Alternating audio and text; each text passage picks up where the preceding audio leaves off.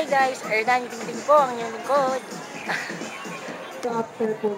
Nandito po ako ngayon sa Takbo Year 5, Step Up to the Challenge of Climate Change. Dito po, masan po tumakbo po ako ng aking 21K ang half marathon run. So ayun, sobrang masaya po ako na naging resulta ng aking takbo kasi sobrang bagong-bago po yung nagawa ko PR or personal record. So, sobrang nag-improve na talaga ako.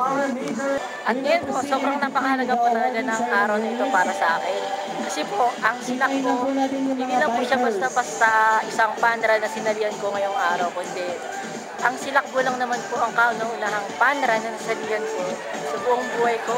Naalala ko nung April 2012. So ano na ngayon? April 2013. So sa mga hindi mo nakakalam, ngayon po ika-isang taon ko bilang isang runner, di ba? Naalala ko noon, sumali po ako sa silakbo noon, April 2012. Ang sinalihan ko po 5K run. Tapos sumunod nun, ayun, sunod-sunod na. 5K run, 21K run, 25K run, 16K run, 15K run. Yun, hanggang sa yun, nakatakbo na ako ng 42 kilometers, di ba? Sobrang ang sarap lang ng feeling na ito. Nakabalik po ako dito at nakasali po dito po sa Silakbo Year 5, Step Up to the Challenge of Climate Change. Alam mo ba, simula nung nag-runner ako, sobrang laki ng pinagbago ko ng buhay ko. Sobrang, ayun, marami nga po nabigla sa akin, sabi nila, grabe, pet-pet ko na daw po. Sabi ko naman, yun, siguro dahil nga rin nga sa kakatakbo. So, yun. So, sa lahat po ng gustong magpapayat dyan, isa lang po ako masasabi ko, hindi nyo po kailangan gumastos na mga pampapayat or mga gamot para pumayat kayo. Ang kailangan nyo lang po is tumakbo. Diba? Hindi naman kailangan ng malayong takbo agad. Mag-start kayo ng 3K, 5K, hanggang sa 10K, 15K, 21K, hanggang sa tumatakbo na kayo ng marathon, 42K.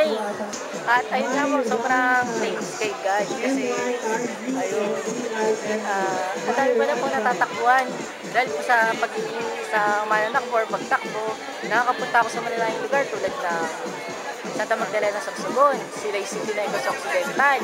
Tapos itong katatapos ko lang po na Lawag, Ilocos Norte, biruin nyo yun, dahil lang po yan sa pagsali ko sa mga panran, mga marathon.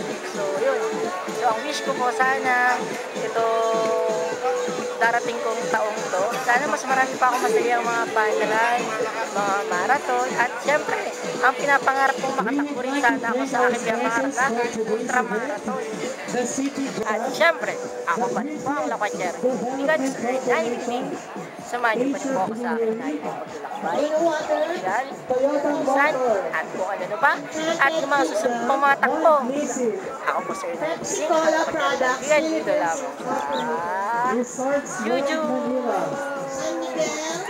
We would like also to acknowledge our minor sponsors, the Antonina Industrial Corporation, Hinotex Trading and Salon 28.